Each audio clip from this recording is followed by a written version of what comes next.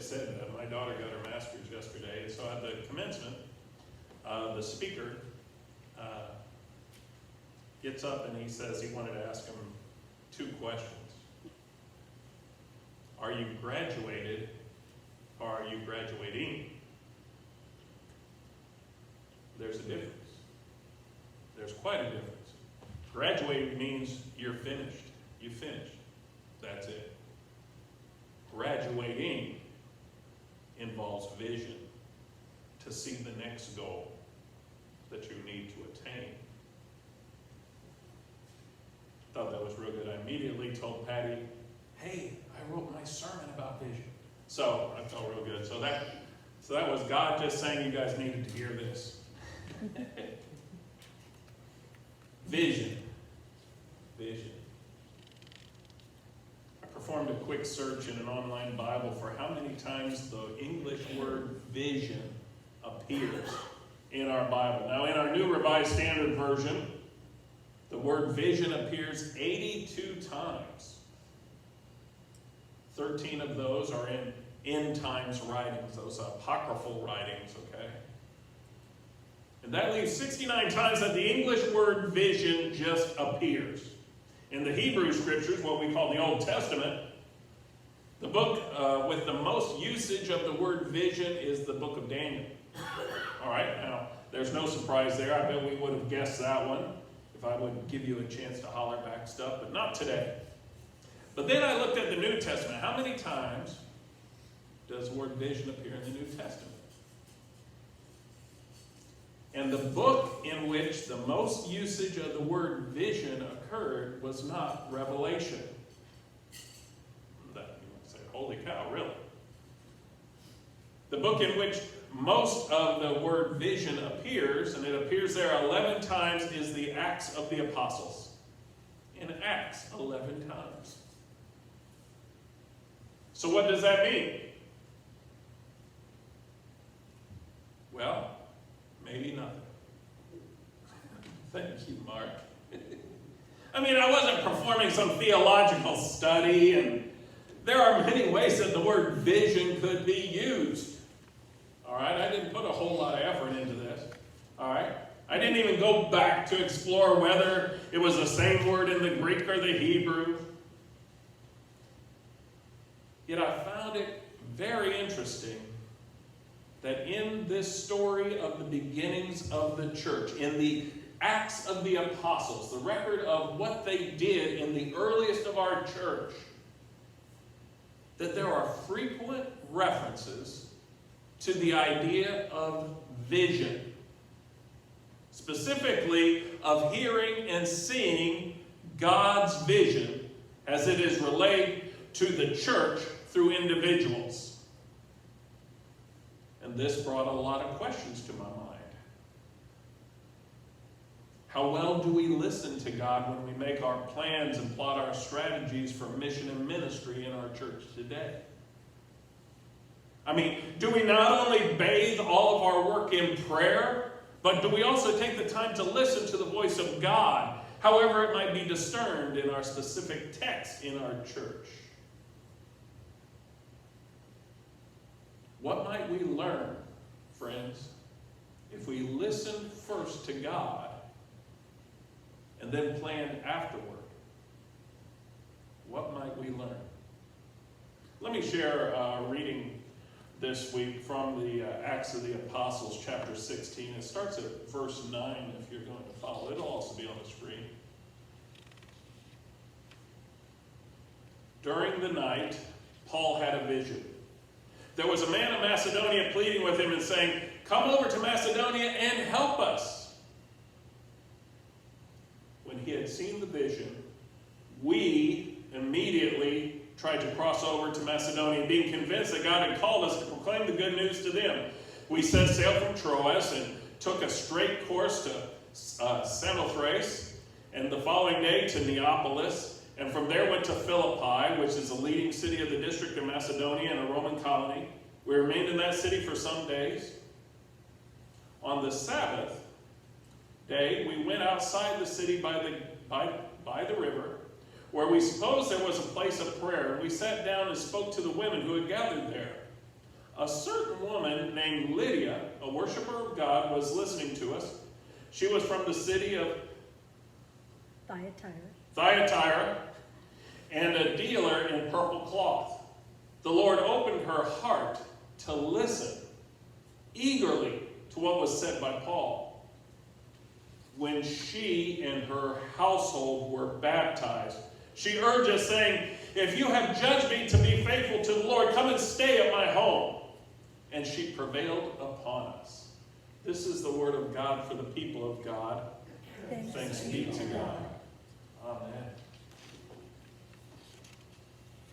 For the second week in a row, our text deals with a vision that came from God and the impact on the direction of the early church that it had.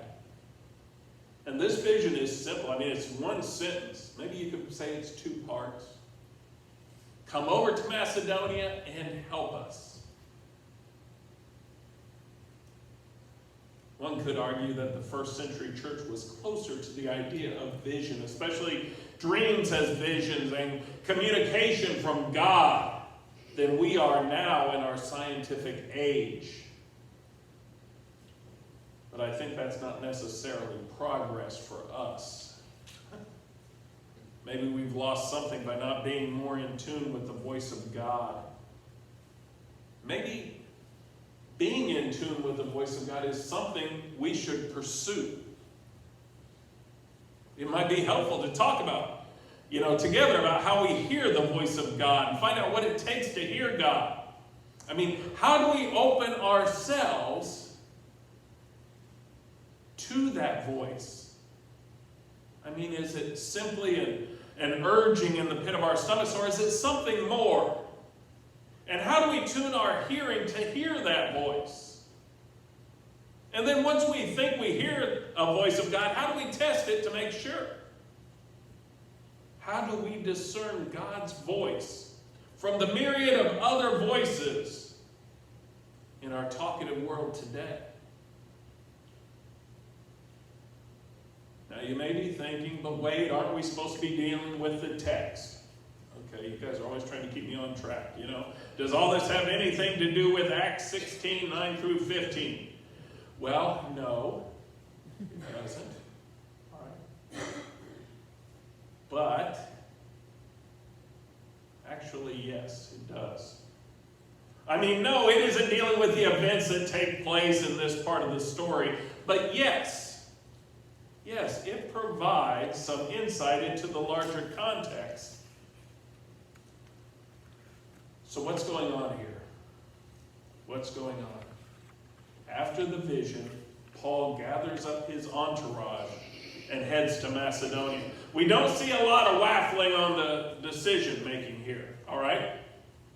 We don't see a lot of questioning. Should I go? Paul, are you sure your vision was real?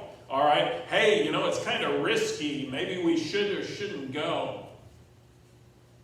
No, it says we immediately tried to cross over to Macedonia. Now, of course, I believe that they used Southwest boat lines because you notice to get there they have to hit like 5 different spots because they were hubs. They were hubs. Everyone knows that. Thanks, Gene. He got it. No, Jay? No? That's the only joke in the whole sermon. Our Bibles tell us immediately they went. Paul shares his vision, and immediately we went. That's what it tells us. Made me think, how often have we heard a word from God and immediately changed our plans and our direction and headed off in a new direction? I'm thinking, surely, in their time when Paul shares this vision, some deliberation took place. And Luke doesn't record it because it would not make this story interesting at all. Perhaps, but the point is they went. But it says, we went. All right? Before this, it's all a bunch of he. All right? One person, singular. Now it's we. We went. And this is great. It's great how Luke now enters the story. Luke is the writer of Acts. Luke also wrote a gospel, okay? Luke wrote Acts. It was actually, it could have been just one big book. Luke, the Gospel according to St. Luke, and Acts of the Apostles, all one. Because those two names came later. Luke was a Gentile. He was a disciple of Paul. Okay? He came to know Jesus through what he heard from the stories of other believers. Do you get that? You better get it if you come to Bible study on Wednesday, because I tell you that about every week. All right? He says, we immediately went. I went with Paul. So he enters. I mean, Luke is no big deal in the Bible up to this point. All right? Except that he has his name on a gospel, and he wrote this book. All right? He was not one of the 12 disciples. He never personally was with Jesus. He liked what Paul said. He came to believe in Jesus Christ and his saving grace through the stories that believers and Paul conveyed to him. He didn't know anything about being a Jew because he wasn't.